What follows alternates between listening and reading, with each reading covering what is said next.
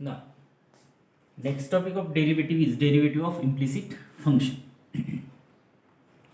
आतापर्यंत आपण जेवढे फंक्शन पाहिले जे डेरिव्हेटिव्ह आपण काढले ते कशा पद्धतीने होते y is equal to F of X means y is a function of x or x is equal to g of y means x is a function of y is equal to F of X or x is equal to g of y means what y is a function of x means like y is equal to sine x or cos x sin x plus cos x y is equal to log X and so on अशा पद्धतीचे number of फंक्शनच्या derivative आपण find out केलेले आहे.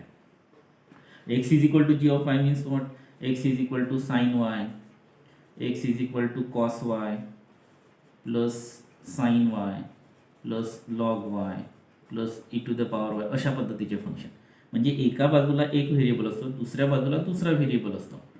असा जर format असेल तर त्याला काय म्हणायचं एक्सप्लिसिट फंक्शन.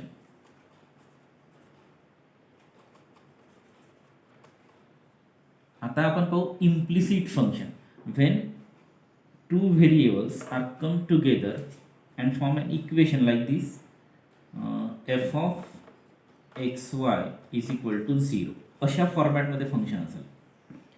अशा फॉर्मॅटमध्ये म्हणजे F of X Y is equal to 0 means sine of X Y is equal to 0 असा एखादा इक्वेशन दिलेला असेल. Cos of X Y is equal to sine two X अशा पद्धतीचं एखादं इक्वेशन दिलेलं असेल तर हा जो फॉर्मॅट आहे याला काय म्हणायचं इम्प्लिसिट फंक्शन. तर जेव्हा एक व्हेरिएबल एका बाजूला दुसरा व्हेरिएबल दुसऱ्या बाजूला अशा पद्धतीनं जर फॉर्मॅट तयार होत असेल तर त्याला काय म्हणता येईल implicit function. Means we can represent one variable in the form of another variable तर तो झाला explicit function. When we can not represent one variable in the form of another variable or both variables are separately, left hand side contain one variable, right hand side contain another variable, then it is called implicit function like f of x y is equal to 0. आता इथे काय होतं इथे जसं एका बाजूला y variable आहे दुसऱ्या बाजूला x हा व्हेरिएबल आहे x व्हेरिएबल असलेले टर्म्स आहेत एका बाजूला y व्हेरिएबल असलेले टर्म्स आहेत तर हा झाला एक्सप्लिसिट फंक्शन. आता इथे sine of X Y is equal to 0 याला काहीही जरी केलं तरी आपण x आणि y सेपरेट करू शकत नाही किंवा वेगवेगळं लिहू शकत नाही. Cos of X Y is equal to sine two X असं जर एक्झाम्पल असेल त्याच्यामध्ये एक्स आणि वाय वेगवेगळे होत नाही सेपरेट होत नाही ते एकत्रच राहतील. तर या फॉर्मॅटला काय म्हणता येईल आपल्याला इम्प्लिसिट फंक्शन. आता याच इम्प्लिसिट फंक्शनची डेरिव्हेटिव्ह फाइंड आउट करायची आहे. नाव how to find the derivative of implicit function. Very simple. पहिली स्टेप काय करायची फाइंड डी वाय फाइंड म्हणण्यापेक्षा आपण म्हणू differentiate given equation. Differentiate given equation तो इक्वेशनच्याच फॉर्ममध्ये असेल विथ रिस्पेक्ट टू जो व्हेरिएबल दिलेला आहे म्हणजे जो इंडिपेंडंट व्हेरिएबल आहे एक्स असेल तर एक्स वाय असेल तर Y with respect to X generally एक्सच असतो. तर जो गिवन इक्वेशन दिलेला असेल that equation is differentiate with respect to X. Direct derivative काढून टाका. त्याच्यानंतर collect all the terms containing D Y by D X. So collect D Y by D X. तर जेवढे डी वाय बाय डी एक्सच्या terms आहेत त्या collect करायच्या आणि कुठं घेऊन यायचं ऑन लेफ्ट हँड साईडला जमा करून टाका. त्याच्यानंतर take out common D Y by D X from all these terms. पहिल्यांदा डेरिव्हेटिव्ह काढू डिफरन्शिएट विथ रिस्पेक्ट टू जे डेरिव्हेटिव्ह येईल जे रूल्स आपले अप्लिकेबल आहेत ते आपले रूल्स फॉलो करायचे. त्याच्यानंतर डी वाय बाय डी एक्सच्या जेवढ्या टर्म्स आहेत त्या कलेक्ट करायच्या लेफ्ट हँड साईडला. त्याच्यामध्ये D Y by D X common काढायचं आणि उरलेली जी एलिमेंट असेल उरलेली जी टर्म असेल ते मात्र राईट हँड साईडला घेऊन जायचं. म्हणजे आपल्याला काय मिळेल last D Y by D X is equal to म्हणजे derivative of Y with respect to X is equal to अशा पद्धतीनं आपलं आन्सर असेल. पहिली step differentiate the given equation with respect to X. त्याच्यात दुसरी स्टेप जेवढ्या डी वाय बाय डी एक्सच्या टर्म्स असतील त्या लेफ्ट हँड साईडला घेऊन यायच्या. तिसरी स्टेप सगळ्याच्या सगळ्या डी वाय बाय डी एक्सच्या टर्ममधून D Y by D X common काढायचं आणि उरलेलं सगळं राईट हँड साईडला घेऊन यायचं. म्हणजे काय मिळेल आपल्याला मग D Y by D x. एक सिम्पल आहे इम्प्लिसिट फंक्शन एक्सप्लिसिट फंक्शन. आत्तापर्यंत आपण जेवढे एक्झाम्पल बघितले जेवढे प्रॉब्लेम डेरिव्हेटिव्ह सॉल्व्ह केले जेवढे एक्सरसाइज सॉल्व्ह केल्या त्या सगळ्याच्या सगळ्या कोणासाठी एक्सप्लिसिट फंक्शनसाठी. म्हणजे वाय इज इक्वल टूच्या फॉर्ममध्ये दुसरा राईट हँड साईडला असलेल्या टर्म्स. आता काय करायचं इम्प्लिसिट फंक्शन म्हणजे एक्स आणि वाय सोबत सोबत राहतील अशा फॉर्म्समध्ये अशा प्रॉब्लेमचे डेरिव्हेटिव्ह फाइंड आउट करायचे.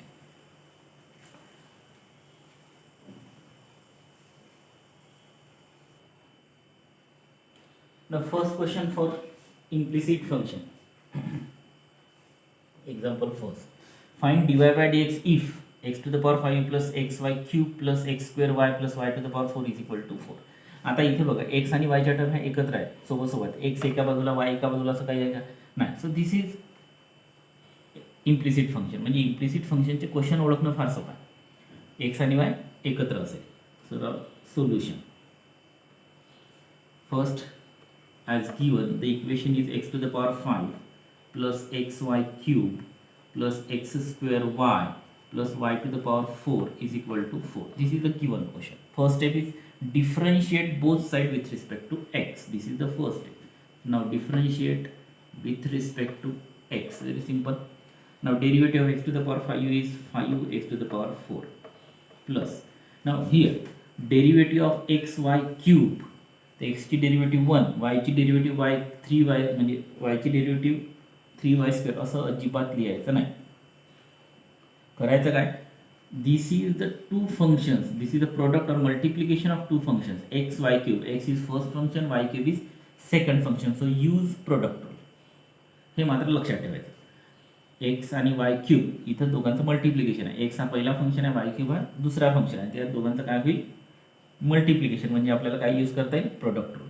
So first function X as it is, derivative of second function that is 3y square. So this is the derivative of y cube. Because of cube remaining element is y. So now derivative of y is dy by dx. आता एक composite function झालं y cube. y ची derivative काढायची कोणासोबत, with respect to X सोबत. म्हणजे Y क्यूबची derivative with respect to X असं जर निघत असेल तर त्याला आपण बाय युझिंग कंपोजिट फंक्शन याला सॉल्व करायचं. जे म्हणजे पहिल्यांदा पॉवरमुळे येणारी डेरिव्हेटिव्ह आणि त्याच्यानंतर मग वायची डेरिव्हेटिव्ह. सो 3 हा कोइफिशियंट बनेल, वाय स्क्वेअर पॉवर 1ने कमी होतो. त्याच्यानंतर परत वायची डेरिव्हेटिव्ह dy बाय dx. तर हे झालं फर्स्ट फंक्शन आणि हे झालं derivative of second plus second function Y cube into derivative of first that is 1. तर इथपासून ते इथपर्यंत this is the derivative of X Y cube. First function x, derivative of second 3y square dy by dx. आपण काय वापरतो इथे, product rule वापरतो. Plus second function Y cube into derivative of X that is 1. तसंच इथे पण plus X square वायची derivative काय निघेल, X square is a first function remain as it is. Derivative of second means derivative of Y dy by dx plus second function remain as it is y. Now derivative of first means derivative of x square that is twice x. इथे दुसऱ्या फंक्शनसाठी product लागला, या फंक्शनसाठी. त्याच्यानंतर y to the power 4 single function आहे, इथे product rule लावायची गरज नाही. कंपोजिट फंक्शन आहे मात्र. This is not x, this is y means it is a composite for x. So y to the power 4 ची डेरिव्हेटिव्ह काय बनेल, 4 हा पॉवरचा समोरील कोइफिशियंट मिळेल, वायचा पॉवर 1ने कमी होईल म्हणजे 3. आता ही जी डेरिव्हेटिव्ह आली कशामुळे, बिकॉज ऑफ पॉवर 4. त्याचं काम संपलं. काय उरलं, वाय. वायची derivative with respect to X dy by dx is equal to 4 is a constant. So derivative of constant is equal to 0. अशा पद्धतीने डेरिव्हेटिव्ह निघेल इम्प्लिसिट फंक्शनची. एक straightforward simple question solve करायचा आहे. सिम्पल प्रत्येक टर्मची डेरिव्हेटिव्ह फाइंड आउट करायची, जी derivative निघेल ती लिहून टाकायची. आता आपला डेरिव्हेटिव्हचा कार्यक्रम संपला. आता फक्त इथून काय करायचं, बेसिक अल्जेब्रा dy बाय dxच्या टर्म जमा करा लेफ्ट हँड साईडला, बाकी उरलेल्या सगळ्या टर्म्स राईट हँड साईडला घेऊन घ्या आणि मग dy बाय dx कॅल्क्युलेट करा. आता साध्या फॉर्मॅटमध्ये लिहून टाकू. पहिल्यांदा 5x to the power 4 plus x 3y square, याला कसं लिहिता येईल 3xy square dy by dx plus y cube plus x square dy by dx plus y2x म्हणजेच आपण ट्वाईस एक्स असं लिहू शकतो plus 4y cube dy by dx is equal to 0. Now check where dy by dx, this is the first term containing dy by dx, this is the second term containing dy by dx, this is the third term containing dy by dx. So collect these three terms together and take common dy by dx. So we get here dy by dx into इथे 3xy square, इथे x square, इथे plus 4y cube. There are three terms. We have collect three terms and find and take common dy by dx from it. Now remaining terms are काय उरतं आहे 5x⁴ इथे dy/dx नाही, त्याला right hand साईडला घेऊन घ्या म्हणजे -5x⁴ होईल. इथे dy/dx ने y³ याला राईट हँड साईडला घेऊन जा, सो -y³ होईल. इथे dy/dx नाही, त्याला राईट हँड साईडला घेऊन जा, सो -2xy. 3 टर्म आहेत, 1 2 3, त्यांना आपण राईट हँड साईडला घेऊन गेलो. So now dy/dx is equal to, आपल्याला dy/dx कॅल्क्युलेट करायचा, find dy/dx. So remain single, जे त्याच्यासोबत जे काही आहे ते राईट हँड साईडला घेऊन जातो. इथे परत मायनस मायनस मायनस आहे, तर मायनस पण कॉमन काढता येईल, तर नाही काढलं तरी चालेल. -5x⁴ y³ -2xy divided by 3xy² plus x² plus 4y³. So this is final dy/dx. एक सिंपल स्ट्रक्चर आहे. आपल्याला सहज ओळखता येते की हा डेरिव्हेटिव्ह म्हणजे प्रॉब्लेम जो आहे ते इम्प्लिसिट फंक्शनचा आहे की एक्सप्लिसिट फंक्शनचा आहे. इम्प्लिसिट फंक्शनचा प्रॉब्लेम कसा ओळखायचा, एक्स वायच्या टर्म एका बाजूला असतील, दुसऱ्या बाजूला म्हणजे किंवा कॉम्बिनेशन दिलेलं असेल, इक्वेशन फॉर्ममध्ये असेल आणि आपण सेपरेट करू शकत नाही एक्स वायच्या terms, that is simple implicit function. पहिली step, differentiate the following given function with respect to, जे काही दिलेलं असेल, जे काही इक्वेशन असेल त्याची डेरिव्हेटिव्ह काढून टाका विथ रिस्पेक्ट टू एक्स. त्याच्यानंतर dy/dxच्या जेवढे टर्म्स असतील त्याच्यापैकी dy/dxच्या टर्म्स कलेक्ट करा, dy/dx कॉमन करा, उरलेलं राईट हँड साईडला. त्याच्यानंतर dy/dx आपण सिंगल ठेवून द्यायचं, जर मल्टिप्लिकेशनमध्ये येतो त्या बाजूला जाईल म्हणजे डिव्हिजनमध्ये. तर प्रत्येक प्रॉब्लेममध्ये ही स्टेप फॉलो होईल. So this is derivative of implicit function.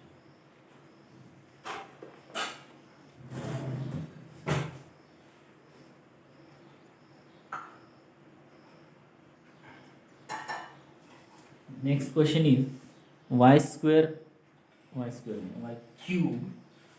plus cos xy is equal to x² minus sin of x plus y.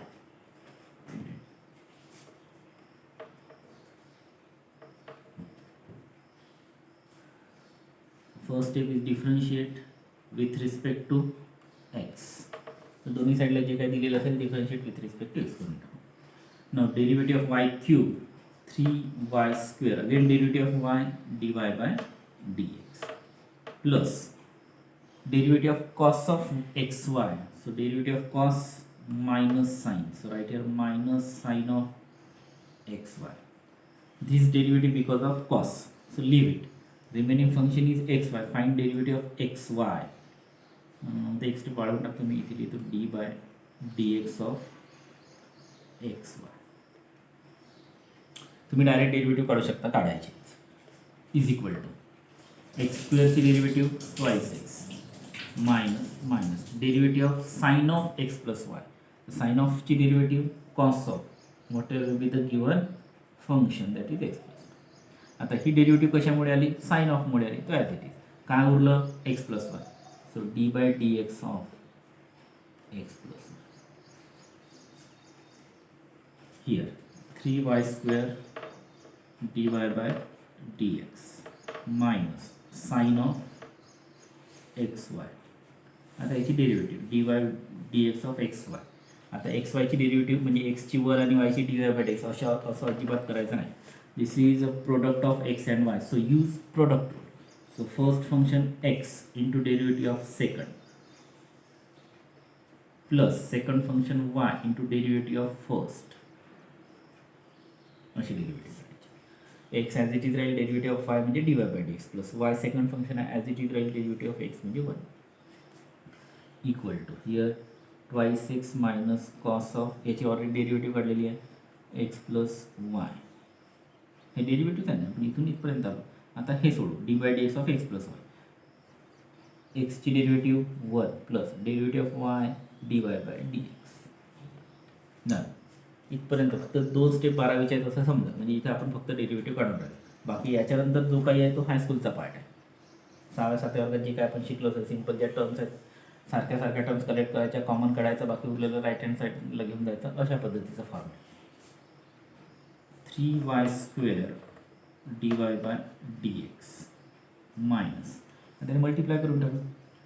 So X into dy/dx into this one म्हणजे X sine of xy dy/dx minus into plus minus Y into one म्हणजे Y, Y into sine of X Y, Y sine of X Y. Here twice x minus cos of x plus y into 1, that is minus cos of x plus y is right. Minus cos of x plus y into dy by dx means minus cos of x plus y into dy by dx. Yes. आता काय करता येईल, dy by dx च्या terms आहेत त्या collect करा, left hand साईडला घेऊन या आणि dy by dx कॉमन करा. तर आपण ॲट अ टाइम करू किंवा सेपरेटली सॉल्व करू. पहिल्यांदा dy by dx च्या टर्म्स लेफ्ट हँड साईडला घेऊन या. So 3y square dy by dx minus x sin of xy dy by dx आणि ही जी टर्म आहे याबरोबर म्हणजे plus cos of x plus Y dy by dx is equal to remaining terms goes to right side, twice X minus cos of x plus Y आणि इकडे कोण आहे minus of तो तिकडे जाईल म्हणजे plus Y sine of X Y. इथे dy by dx आहे, इथे dy by dx, इथे dy by dx आहे. अशाच टर्म्स आपण कलेक्ट केल्या होत्या. So take dy by dx as a common element. Remaining is 3y square minus x sin of xy plus cos of x plus y is equal to right hand side as it is twice x minus cos of x plus y plus y into sin of xy. Now we get the answer here. Dy by dx is equal to twice x minus cos of x plus y plus y sin of xy divided by this whole bracket, that is 3y square minus x sin of xy plus cos of x plus y. So this is the final answer. काही cancel होतच नाही कारण दोन्ही term वेगवेगळे आहेत, product नाही काय तिथे.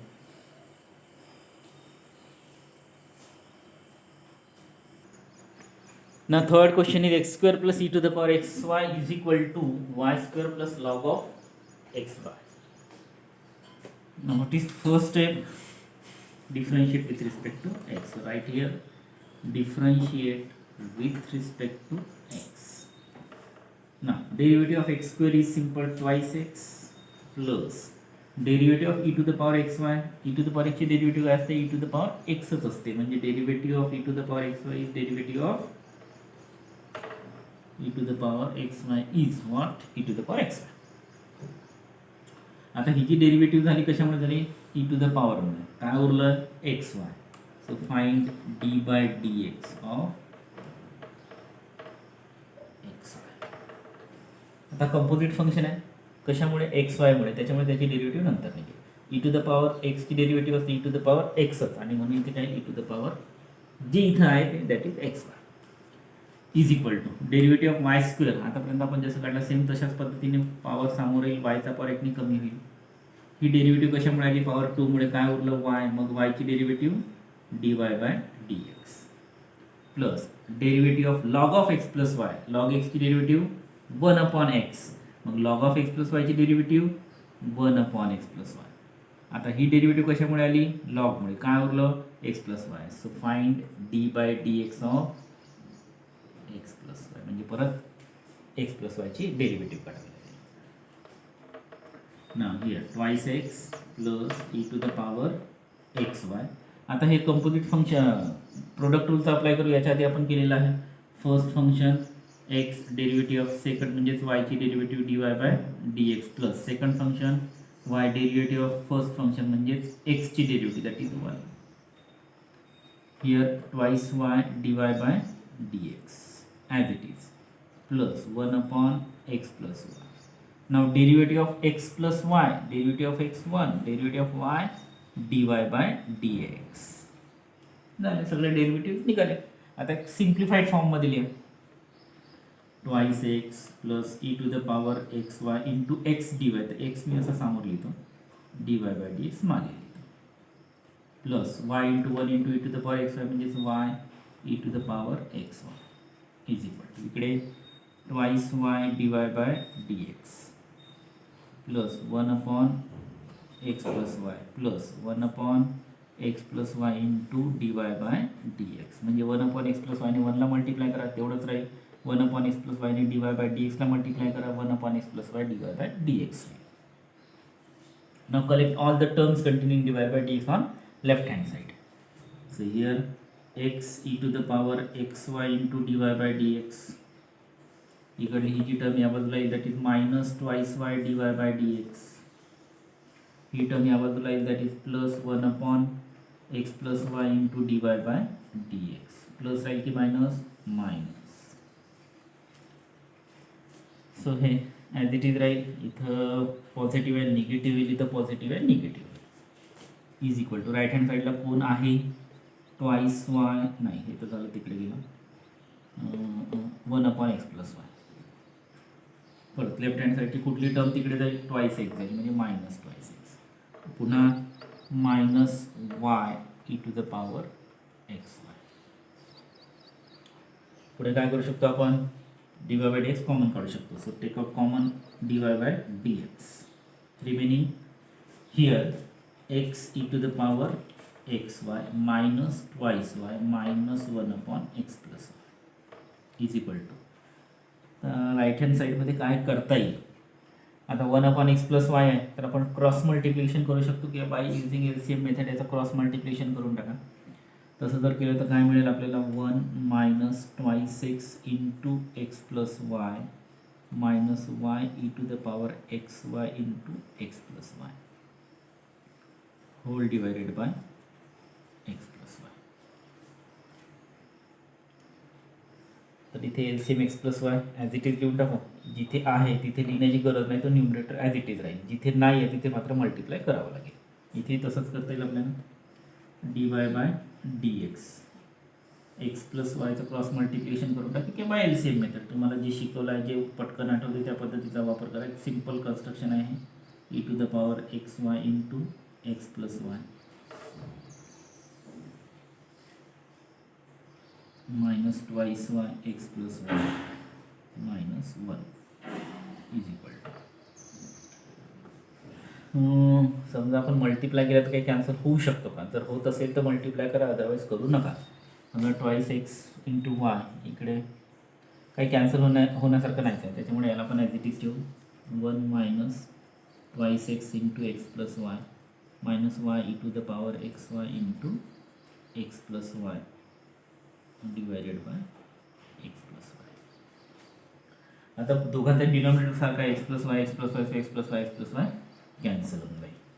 म्हणजे dy/dx इज इक्वल टू काय मिळेल इकडे 1 - 2x in bracket x+y in minus y e to the power xy into x+y divided by he term त्या बाजूला जाईल खाली डिनॉमिनेटरमध्ये म्हणजे x e to the power xy into x+y minus twice y x+y minus 1. काही सारखं आहे का twice y आहे इथे ट्वाईस एक्स आहे काही सारखं आहे म्हणजे कॅन्सल होत नाही. So this is our